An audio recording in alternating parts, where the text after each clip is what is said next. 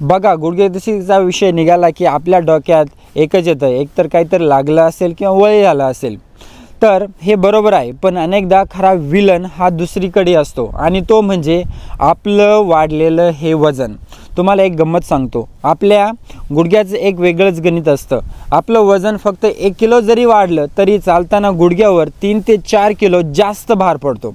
आता विचार करा, जिने चढताना किंवा धावताना हा दाब किती वाढत असेल. तुम्हाला एक गोष्ट सांगतो, माझ्या ओळखीचे एक काका आहेत, त्यांचे गुडघे इतके दुखायचे की जे जिने चढणं विचारही करू शकत नाही. त्यांना सरळही चालता येत नव्हतं. परंतु डॉक्टरांनी त्यांना औषधं दिली, पण एक अट घातली. ऑपरेशनचं आपण नंतर बघू, आधी तुम्हाला 5 ते 6 किलो वजन हे कमी करावं लागेल. त्यांनी मनावर घेतलं, रात्रीचं जेवण हे कमी केलं, साखर बंद केली आणि थोडा व्यायाम सुरू केला. तुम्हाला खोटं वाटेल, पण 3 महिन्यामध्ये त्यांनी 5 ते 6 किलो वजन कमी झाल्यानंतर 70% गुडघेदुखी ही त्यांची कमी झाली. जे काका चालायला घाबरायचे ते आता व्यवस्थित मॉर्निंग वॉकिंगला जातात. म्हणजे बघा, जादू गुडघ्यात नव्हती तर वजनात होती. हे का होतं माहिती आहे? वाढलेल्या वजनामुळे गुडघ्याची जी गादी असते, म्हणजे जे कार्टिलेज असतं, ते घासायला लागतं.